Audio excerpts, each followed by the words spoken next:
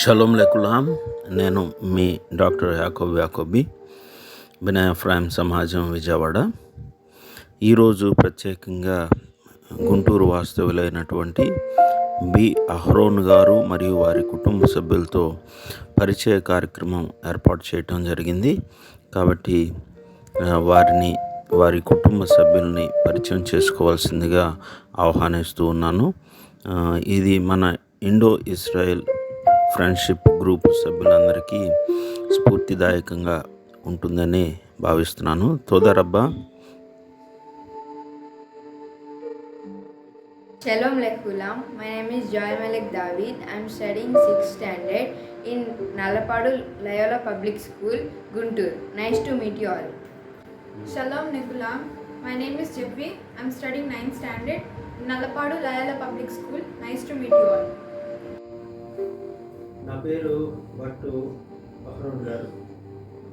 మా నాన్నగారి పేరు భట్టు జాన్ గాబ్రియల్, అమ్మగారి పేరు ఎస్తర్ రాణి. నేను మా కుటుంబంలో మూడో సంతానం, చివరివాడిని. నేను 10th class Polavaram, west Godavari జిల్లా పోలవరంలో 10th క్లాస్ కంప్లీట్ చేస్తున్నాను. ఇంటర్మీడియట్ చిలకలూరిపేట విజేత జూనియర్ కాలేజీలో కంప్లీట్ చేసి B pharmacy Markapur doctor Samuel George institute of pharmaceutical సైన్సెస్లో నేను గ్రాడ్యుయేట్ చేసి ఫార్మసిస్ట్గా ఉన్నాను. నేను ఉత్తరాఖండ్లో ఫార్మసిస్ట్గా మరి ఫార్ములేషన్ డిపార్ట్మెంట్లో నేను వర్క్ చేసి కొంతకాలం హైదరాబాద్ గ్లోబల్ కాలేజ్ ఆఫ్ ఫార్మసీలో ఫ్యాకల్టీగా నేను చేస్తున్నాను. తర్వాత నేను పరిచయం చేసి ఉన్నాను, మా ఇద్దరం కలిసి, మా మిస్సెస్ ఎస్తర్ అని. నేను ఎందుకంటే నేను చిన్ననాటి నుంచి భక్తి శ్రద్ధలతో మా నాయనమ్మ గారు, మా తాతయ్య గారి పెంపకంలో చాలా భయభక్తులు పెరిగాం. తర్వాత మేము ఉద్యోగ నిమిత్తం నేను ఉత్తరాఖండ్ వెళ్ళినప్పుడు, ఉత్తరాఖండ్ హరిద్వార్ దగ్గరలో ఫార్మా కంపెనీలో పనిచేస్తున్నప్పుడు అక్కడ రామ భక్తులు చాలా ఎక్కువ చాలా భక్తిగా ఉంటారు అందరూ. మన ఆంధ్రప్రదేశ్ భక్తి కంటే అక్కడ చాలా భక్తి కలిగి ఉంటారు. వారందరినీ నేను ప్రత్యేకంగా వాడిని అబ్జర్వ్ చేస్తూ ఉండేవాడు. చాలా భక్తిగా ఉండేవాడు. మరి నేను కొంచెం భక్తిలో ఉన్నాను ఇక్కడ, మరి వాళ్ళు ఇంకా భక్తిలో ఉన్నారు. ఒకవేళ నా భక్తి సరిపోలేదామని ఏం చేయాలనుకున్నప్పుడు నేను ధ్యానము అనేదాన్ని నేను విన్నాను. ధ్యానము, మెడిటేషన్, పిరమిడ్ ధ్యానం అని మీరందరికీ తెలుసు. ఆ పిరమిడ్ ధ్యానము లో నుంచి మన బైబిల్ మిషన్ దేవదాస్ సాయి గారు అని ఒక ఆయన ఉన్నారు. ఆయన దగ్గర ఆయన చేసేది ఏంటంటే, ఆయన కూడా మెడిటేషన్ 3 గంటల సమయంలో ఆయన అన్ని పనులన్నీ, కాలకృత్యాలు అన్నీ కంప్లీట్ చేసుకొని మోకాళ్ళ మీద నిలబడి దేవుని స్తుతించమనేవారు. ఆ కాన్సెప్ట్ నాకు నచ్చేది. 3 గంటల సమయంలో మోకాళ్ళ మీద ఉండి దేవుణ్ణి స్తుతించి కొద్ది సమయం కనిపెట్టి మౌనంగా ఉన్నప్పుడు, అంటే మనం మాట్లాడాలి. మనం టీచర్ దగ్గర కానీ, లేదంటే మనం ఒక షాప్ దగ్గరికి వెళ్ళినప్పుడు కోల్గేట్ పేస్ట్ ఇవ్వండి అని అడుగుతాం. ఎదుట వాళ్ళు కూడా సమాధానం ఇస్తారు. కోల్గేట్ ఎన్ని గ్రాములు కావాలి, ఎంతలో కావాలని అడుగుతారు. అట్లాగే దేవునితో మనం మాట్లాడటం కాదు, మనతో దేవుడు మాట్లాడాలి అనే ఒక కాన్సెప్ట్ని నాకు నచ్చి, ఓహో ఇది వీళ్ళు చేస్తున్న భక్తి కనుక నేనెందుకు చేయకూడదు అని 3 గంటల సమయంలో అన్నీ ఏర్పాటు చేసుకొని 3 గంటలకి మోకాళ్ళ మీద ఉండి కొద్దిసేపు దేవుని స్తుతించేవాడిని. కొద్ది సమయం అయిన తర్వాత మౌనంగా కనిపెట్టినప్పుడు నాకు మొదట్లో మోకాళ్ళ నొప్పి వచ్చేది. నా కాన్సన్ట్రేషను నలుదిక్కులో వెళ్ళిపోయేది. తర్వాత కొద్ది కాలం అయిన తర్వాత నేను మోకాళ్ళ మీద ఆ టైము, దేవునికి ఇచ్చే సమయము, నేను మోకాళ్ళ మీద ఉన్న విషయం కూడా మర్చిపోయాను. 10 నిమిషాలు పోయి గంటల తరబడి నేను కళ్ళు మూసుకొని కళ్ళు తెరిచే లోపల 4 గంటలు అయ్యేది, 5 గంటలు అయిపోయాయి. మెయిన్ అది నేర్చుకున్నాను. తర్వాత కొంతకాలానికి ఒక స్వరం వినబడింది. నేను విన్నాను, స్పష్టంగా విన్నాను. ఆ స్వరం ఎక్కడ తీసుకెళ్ళిందంటే నేను ఎవరిని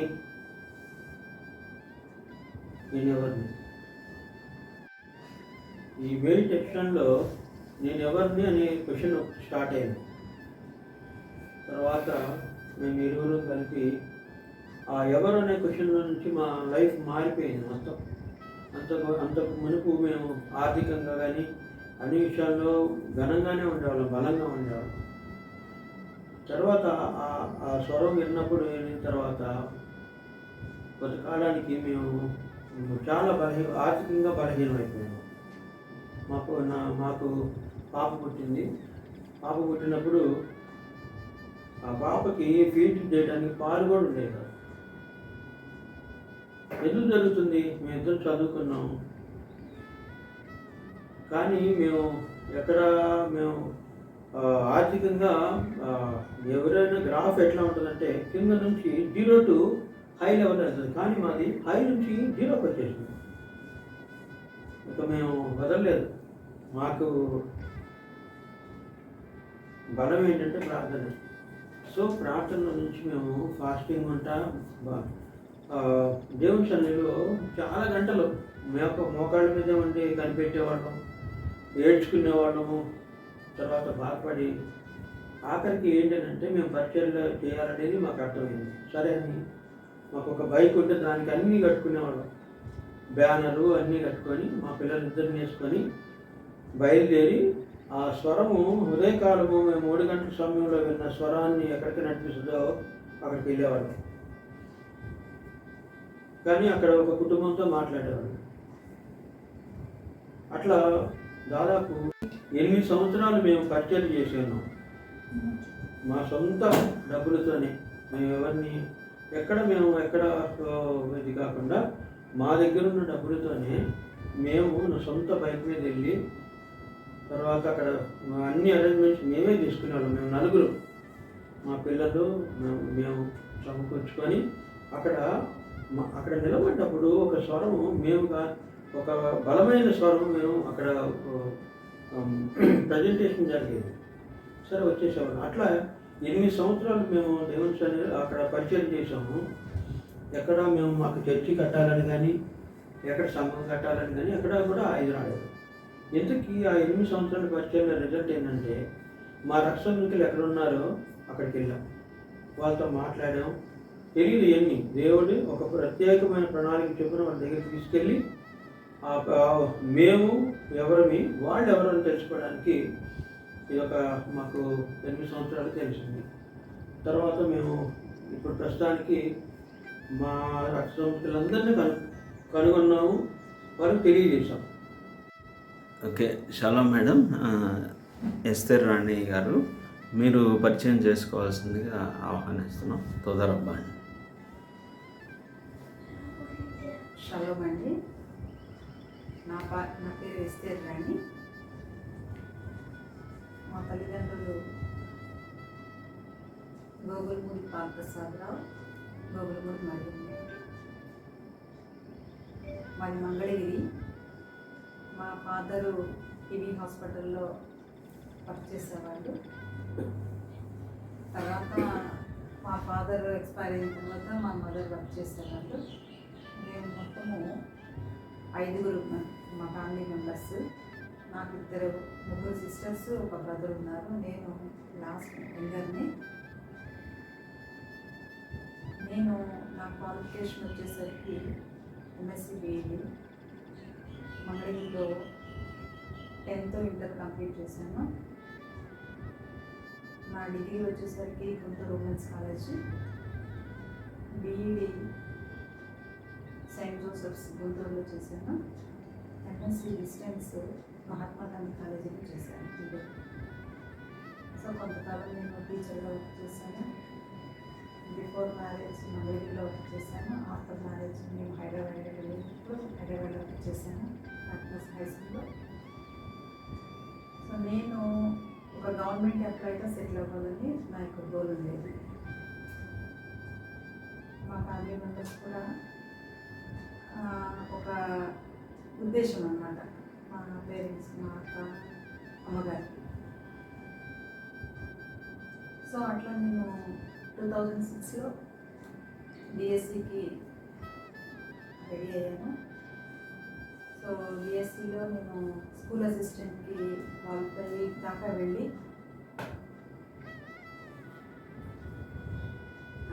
లాస్ట్ మినిట్లో పీసీసీ నాకు ఎటువంటి రిజర్వేషన్ లేదు, అక్కడ నేను కొంచెం బ్యాక్ అయ్యాను. సో అక్కడ నుంచి నేను దేవునికి దగ్గరగా బ్రతకడం నేర్చుకున్నాను. అప్పటి వరకు ఒక బిలీవర్. సో అక్కడ నుంచి నేను ఇంకొక స్టెప్ ముందుకు వెళ్ళి దేవునితో సహవాసం చేయడం నేర్చుకున్నాను.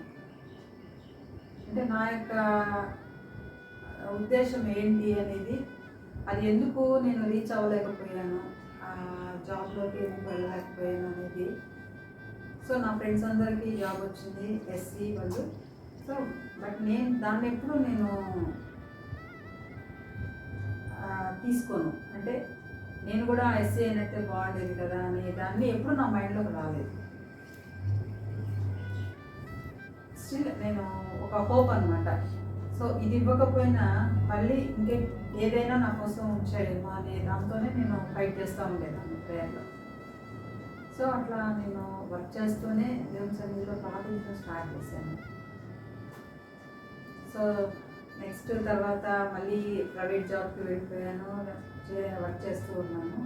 తర్వాత 2011లో మ్యారేజ్కి ప్రపోజ్ చేసినప్పుడు మా పేరెంట్స్, సో అప్పటి వరకు జాబ్ కొరకు చూసిందని మళ్ళీ మ్యారేజ్ కొరకు మా పేరెంట్స్ని ఇబ్బంది పెట్టకుండా వెళ్ళిపోయాను మ్యారేజ్లోకి. సో ఇక్కడ కూడా నేను ఏమనుకున్నానంటే, సో నాకు ఇవ్వలేదు కాబట్టి జాబ్ మా హస్బెండ్ ఇస్తాడేమో అదొక హోప్లో ఉండేదాన్ని. బట్ అక్కడ నేను ఒకటి అడిగాను. సో జాబ్ ఉన్నది ఒక ఎత్తు, రెండోది ఏంటంటే నాకు ఒక మంచి బిలీవర్, అంటే దేవుని భయం ఉన్న వ్యక్తి కావాలి అని. చాలా సంతోషం అండి. మీరు మీ పరిచయము, అలాగే చదువు గురించి, అలాగే మత విశ్వాసం గురించి కొన్ని విషయాలు పంచుకోవడం జరిగింది. అయితే ఇండో ఇస్రాయేల్ సంబంధ బాంధవ్యాలను బట్టి మనం భారతీయులము. అయితే ఇస్రాయేల్ దేశంతో సంబంధం కానీ, మత విశ్వాసంతో సంబంధం కానీ, పరిచయ విషయాలు కానీ అది ఎలా జరిగింది.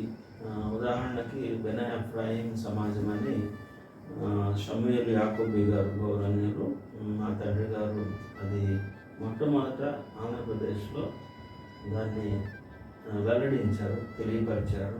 ప్రజలకి యూదులు ఉన్నారు, ఇస్రాయేల్ దేశం ఉంది, ప్రవచనాలు నెరవేర్పులో ఉన్నాం మనం.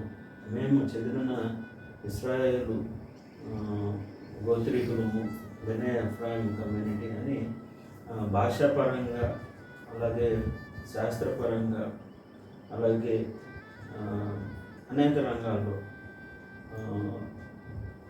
పరిశోధనలు చేయటమే కాకుండా ఈ ధర్మశాస్త్ర గ్రంథాన్ని అధ్యయనం చేయటం, అలాగే సంస్కృతిపరమైన విషయాలని తెలియజేయటం జరిగింది. అయితే మీరు ఎట్లా ఈ విషయాలను తెలుసుకొని ఈ వినయ ఫ్రెండ్ సమాజం వారి గురించి మీరు ఎలా తెలుసుకున్నారు, ఎట్లా దీంట్లోకి రాగలిగారు అనేది ఒకసారి తెలియజేయవలసిందిగా కోరుతున్నాం. మేము 8 years మినిస్ట్రీ పరిచర్య జరిగించిన తర్వాత మేము ఎక్కడ ఒక చర్చ్ ఎస్టాబ్లిష్ అనేది చేయలేదు, మాకు చేయాలని కూడా అనిపించలేదు. బట్ మేము వెళ్ళింది కూడా మా రిలేషన్లో, మా బ్లడ్ రిలేషన్లో దగ్గరికే వెళ్ళి మేము ఒక మాట, ఒక సువార్త అయితే ప్రకటించాము. సో తర్వాత మాకు అర్థమైంది, దేవుడు మాకు ఒక విజన్ ద్వారా మాకు ఇచ్చింది, మేము ఎవరము అనేది నేను తెలుసుకున్నాను. సో అది తెలుసుకున్న తర్వాత మాకున్న విజన్ బట్టి మేము బెనే ఎఫ్రాయిం సినగోగ్కి వెళ్ళడం జరిగింది.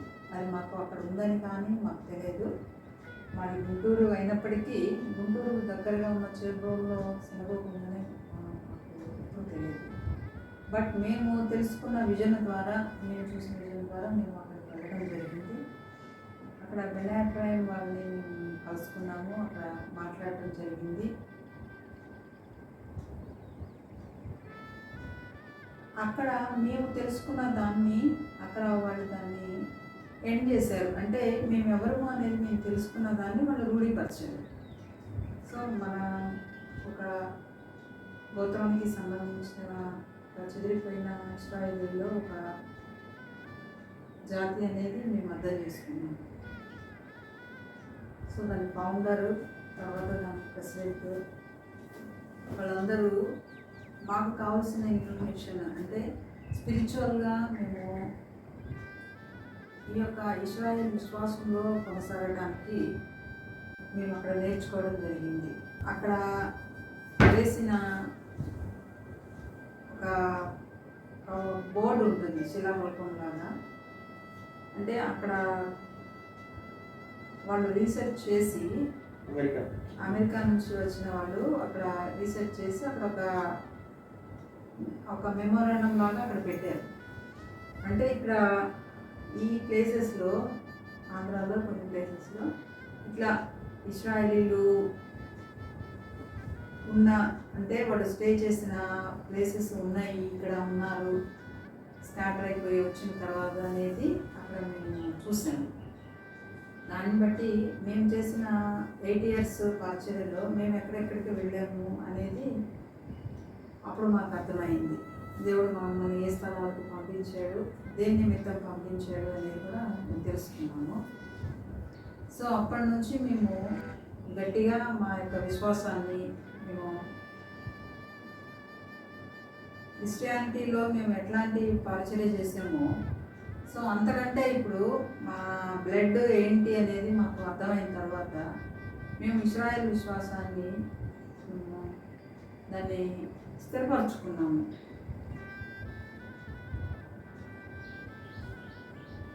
Okay madam. అయితే షమ్యూయేల్ యాకోబీ గారు మనమేవుడు అనే పుస్తకంలో భారతదేశంలో అనేక తెగలు ఉన్నాయి, అలాగే అనేక మతాలు, అనేక కుల వ్యవస్థ, కులాలు, అందులో మాలమాదిగలు ఎక్కువగా పోలికలు ఉన్నాయి అనే విషయాన్ని తెలియపరచడం. అట్లాగే బెన నోహ్ అంటే నోహి సంతానానికి చెందిన వారు ఉన్నారు అని ఆయన అనేక విషయాలు ఇశ్రాయేల్ దేశం వెళ్ళి షబాత్ ఎలా చేస్తారు, ఇశ్రాయేలు సంస్కృతి సాంప్రదాయాలు ఏంటి అని, వారి ప్రార్థనా క్రమం ఏంటని చెప్పినప్పుడు మీరు దాన్ని ఆస్వాదించగలిగారా లేదా డైజెస్ట్ చేసుకోగలిగారా? అసలు ఇది క్రైస్తవత్వంలో ఉన్న విధానం కాదు కాబట్టి దాన్ని ఎలా ఫీల్ అయ్యారు, లేదా మీ మాటల్లో మీరు దీన్ని ఎట్లా వివరిస్తారో ఒకసారి తెలుసు. మా పూర్వీకులు క్రైస్తవులు ఉన్నప్పటికీ వాళ్ళ ఎక్స్పీరియన్స్ ఎట్లా తెలియదు, కానీ మేము చదువుకొని ఈ పరిచయలోకి వచ్చినప్పుడు మేము ఎక్కడ క్రైస్తవత్వంలో ఉన్నాం అనే విషయం మాకు తెలియదు. అంటే క్రైస్తవులందరూ ఒకలాగా ఉన్నారు, మేము డిఫరెంట్గానే పరిచయం చేసాం. అది బెన్ ఎఫ్రాయిం కమ్యూనిటీలోకి వచ్చినప్పుడు వాళ్ళు మాకు తెలియజేసిన సంగతులు, ఇశ్రాయేలు అంటే ఇట్లా ఉంటారు, వీళ్ళ కమిట్మెంట్స్ ఎట్లా ఉంటాయి, వీళ్ళ నడవడిక ఎట్లా ఉంటుంది అన్నప్పుడు ఫస్ట్ ఏంటంటే మేము అసలు మేము చాలా ఇదైపోయాం. ఏంటి మా లైఫ్ స్టైల్ అంతా ఇది చెప్తున్నారు, ఏంటి మేము నేర్చుకోవడానికి వచ్చాము కానీ ఇక్కడ స్థిరపరచుకుంటున్నామండి. మేము చాలా గ్రేట్. చిన్నప్పటి నుంచి క్రైస్తవత్వం ఒకలాగుంటే ఇక్కడికి వచ్చిన తర్వాత క్రైస్తవత్వం అనేది మనం చర్చికి వెళ్తాము, దేవుణ్ణి ప్రార్థన చేస్తాము, తర్వాత ఆయన ఇచ్చే ఆశీర్వాదాలన్నీ తీసుకొని మనం ప్రశాంతంగా ఉంటాం. ఇదొకటి. కానీ ఇశ్రాయేలు విశ్వాసం ఎట్లా ఉందంటే తెలియదు అసలు. మనం అసలు దేవునితో ఉన్నామన్న, అంటే దేవునితో నడుస్తున్నారంటే ప్రతి ఒక్కరు నడుస్తున్నామండి.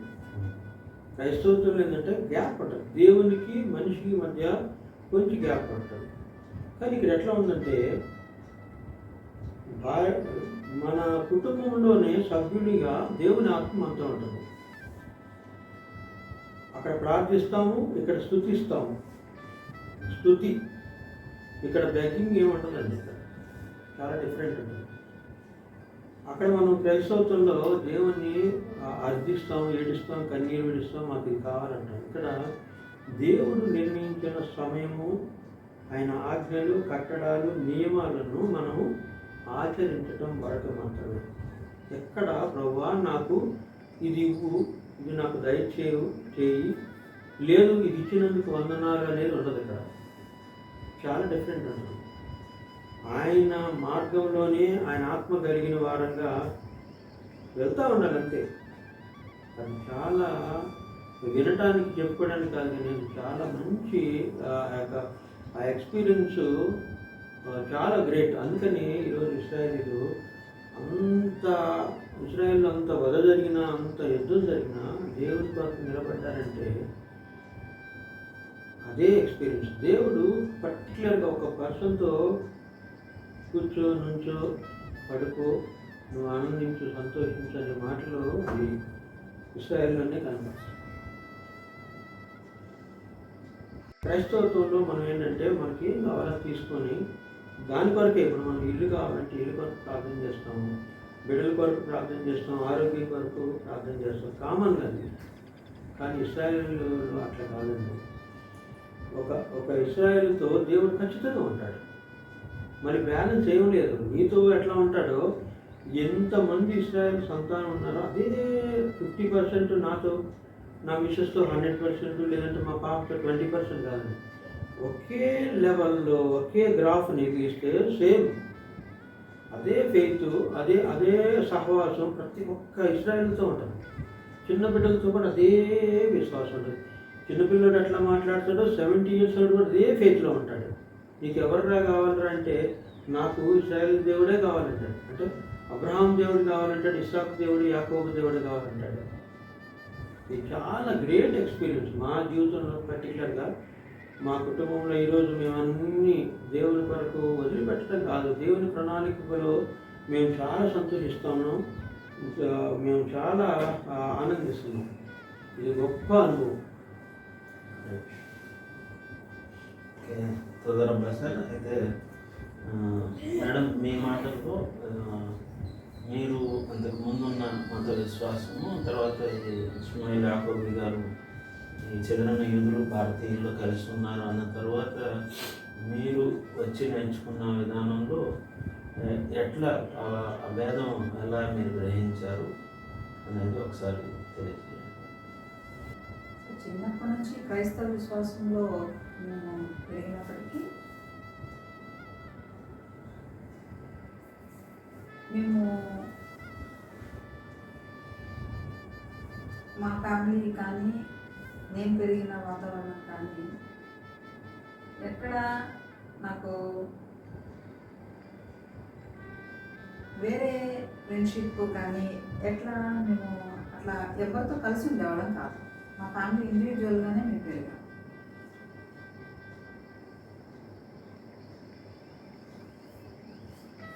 క్రైస్తవ విశ్వాసంలో అందరితో కలిసి ఉంటాము.